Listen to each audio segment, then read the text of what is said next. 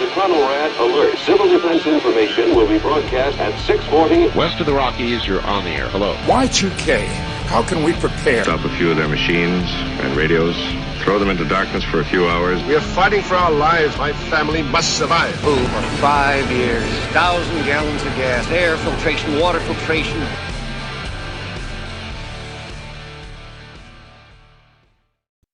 Welcome back to the second annual Workshop Christmas Special. This year we have upped our production game and we have voices from across the Workshop community doing the different characters from the King of the Hill Hillenium episode. Let me set the scene for you. Hank, Dale, and Boomhauer are out trying to pick a Christmas tree a couple of weeks before December 31st, 1999. Everyone's worried about the Y2K bug, and they're shopping for a Christmas tree as they run into the local owner of that business named Chappie, a rather independent soul who you could probably call a prepper. Boy, I'll tell you what, Chappie, you got some good-looking trees this year. Is that a dig? 'Cause it ain't funny, Hank. I wasn't trying to be funny. Oh, sorry, Hank, but people ain't buying trees this year. They're buying batteries and bottled water. It's the millennium, Hank. Ugh, that's crazy. Everyone's known about the millennium for almost a year now. You know, I have on good authority from Texas Propane Association Commissioner Murray Hogarth, personal friend, that there will be no disruption of essential services. Well, I'm not panicking. You want to know why? 'Cause Chappie takes care of Chappie. Want a piece of cornbread? Make it myself with no electric tools. Must be the elbow grease that makes it taste so good, huh? That or the lard. I render it myself. You're like a pioneer, Chappie. I live in a shack. I poop in an outhouse. I eat what I kill. Let the grid go down, Lord. I don't need it. There isn't a Mrs. Chappie, is there, Chappie? I tell you what, man, them Y2K, man, them mainframe gonna come crashing down, man. That grid, man, like Apocalypse Now, man. The horror, the horror. We now join Hank, Bill, and Boomhauer as they hang out drinking beer in the back alley, waiting for Crazy Dale to show up. Oh, Lord, Dale. You know this Y2K thing is tailor-made for paranoid freaks like him. Gentlemen, sorry I'm late, but I had a fantastic day. I went to the Army-Navy store. Huh, what'd you buy, a battleship? No, Hank, don't be a silly. I bought an American flag decal. It signifies my full faith and confidence in the United States government in these trying, uncertain times. Well, it's taken 2,000 years, but Dale, you're finally making sense. Team USA. Next, we cut to Dale's secret basement bunker, where he's taking inventory of all of his preps to survive the upcoming Y2K apocalypse. Let's see. 4 sacks of seed corn, 18 cases of breakfast bars, strawberry, 18 cases of breakfast bars, assorted, 2 CO2 pressurized drums of Mountain Dew. Shug. No one's going to catch the Big D off guard. The real problem will be obtaining fresh meat. A breeding pair of gerbils. Dale, honey. One of those is a hamster. Laugh now, lady. After a month of eating cockroaches, you'll be begging for Gerbster. Hank decides to take Bobby and Peggy to Megalomart for some last-minute shopping. Chaos ensues, and Bobby and Peggy start getting taken up with the Y2K hype. What about quilted aloe vera? Huh, Bobby, you're not all hopped up on this Y2K hoo-ha, are you? Well, it's my brand. I just saw a man wheeling 300 rolls of triple ply, and it made me uneasy. That man is a nut job. Oh, he's no nut job. I used to work for Dell Computer. I know things. Excuse me. But I have a K-Pro. Can you tell me if it will be Y2K compliant? K-Pro? My watch has more memory than that piece of crap. You know what I think, Dad? Nut job.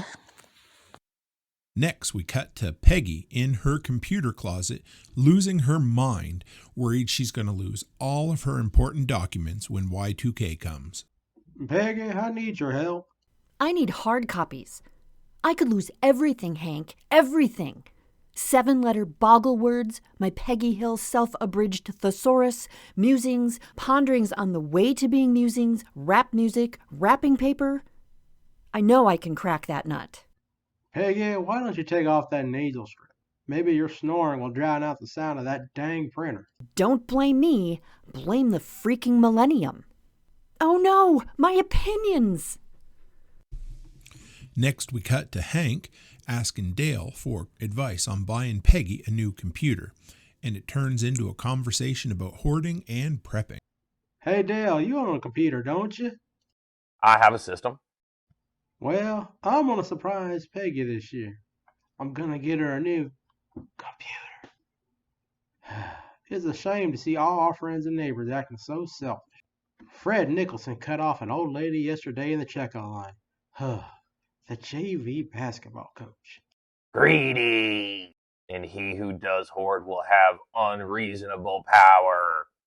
You and I seem to be the only ones around here that have our heads on straight. Completely straight.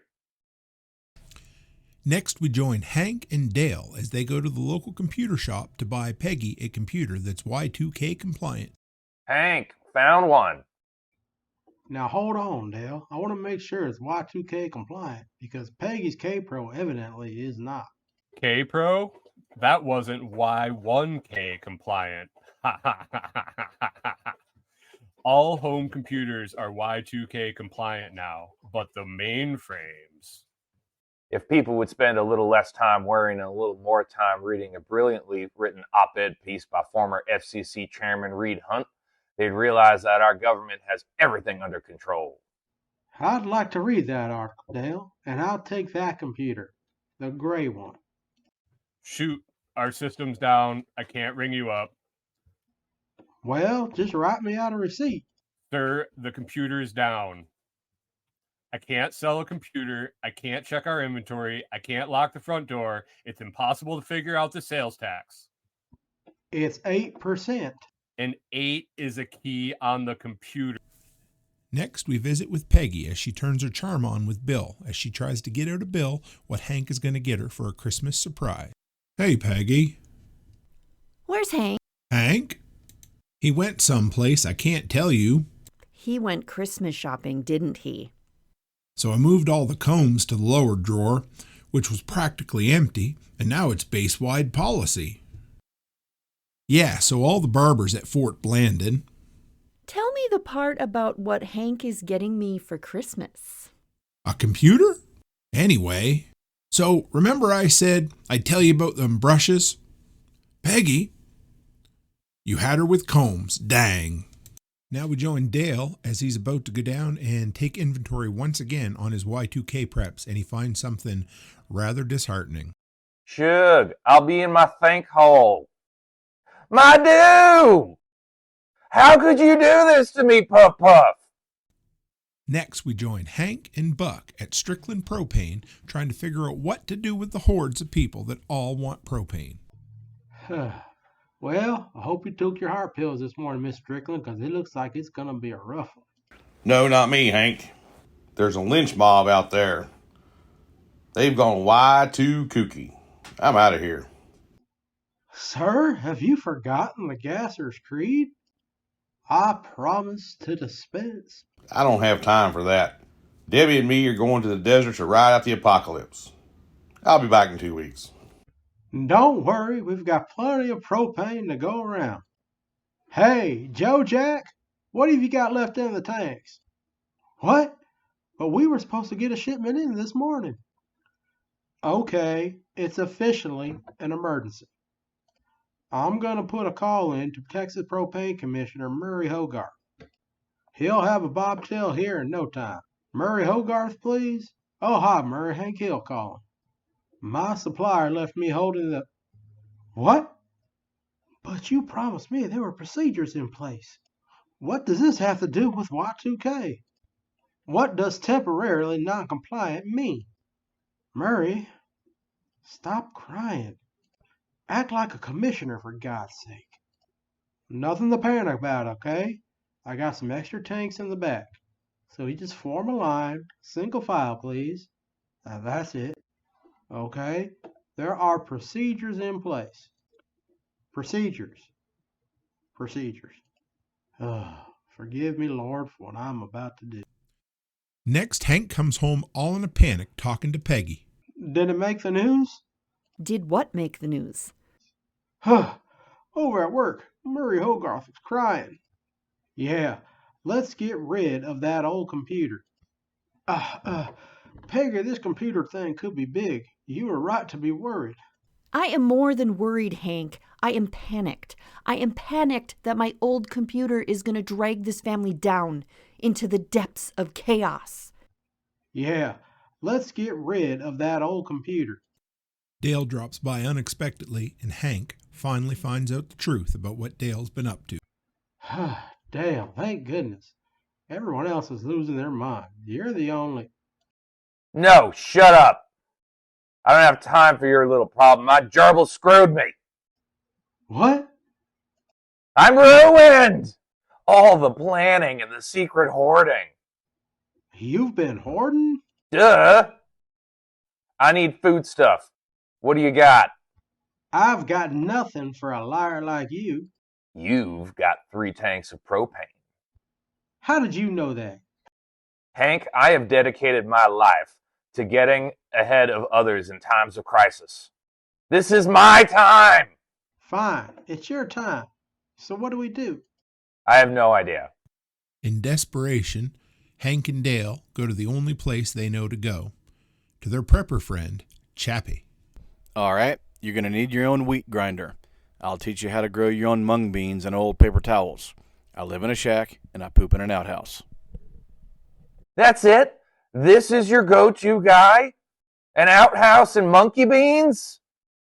I couldn't take on the bicentennial with an outhouse and monkey beans, let alone in a millennium. Is that a dig? 1.2 trillion lines of lethal software code. Yeah, and 30 billion embedded microchips. All going down. Utilities will fall. Nuclear weapons will launch themselves. Wait, now don't cut me out. We can work as a team, right? We can work as a team, right? I'll take care of tools and supplies. You guys are in charge of food. Try to stay focused. Next, we cut to Hank talking to Bobby about what he's going to surprise Peggy with for Christmas. Now, I know your mom wants a computer for Christmas, but she'll thank me come January 1st, when this is the only gift on the block that'll work. And when that grid goes down, you know what's going to happen? I don't know what a grid is.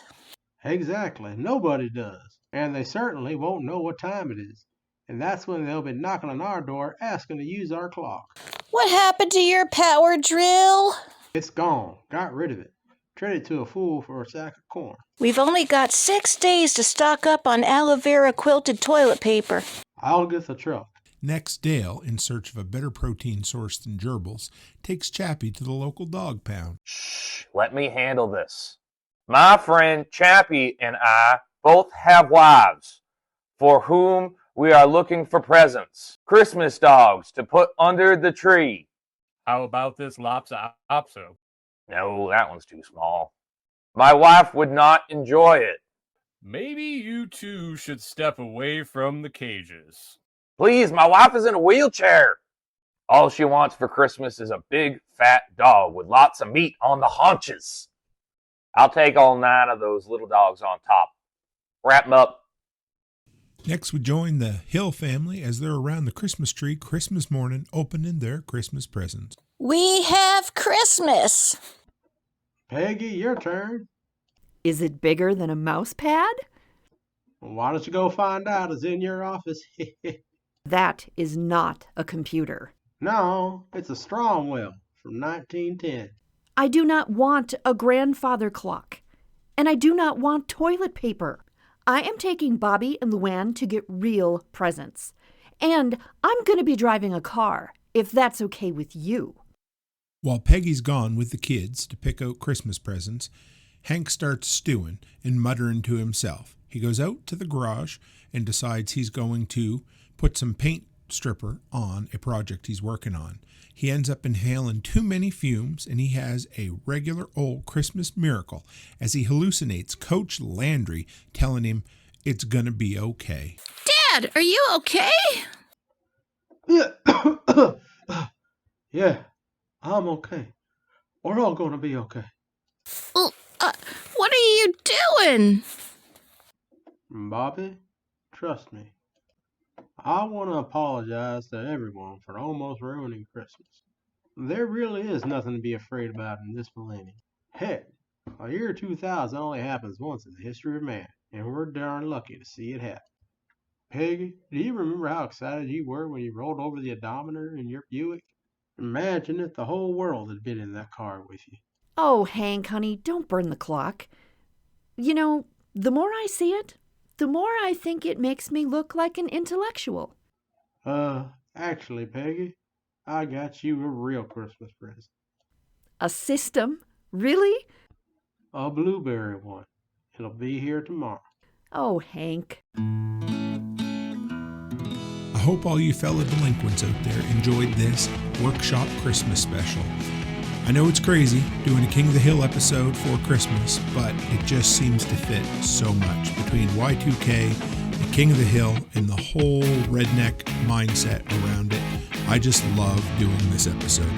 And I want to say thank you very much to everyone who recorded lines this year. It was so much fun as I sit here editing everything together. I'm just cracking up listening to everybody's voices, whether it's Brian, Jeremy, Amy, Rachel, Kyle, Byron, and Sean. I just want to say thanks to each and every one of you out there.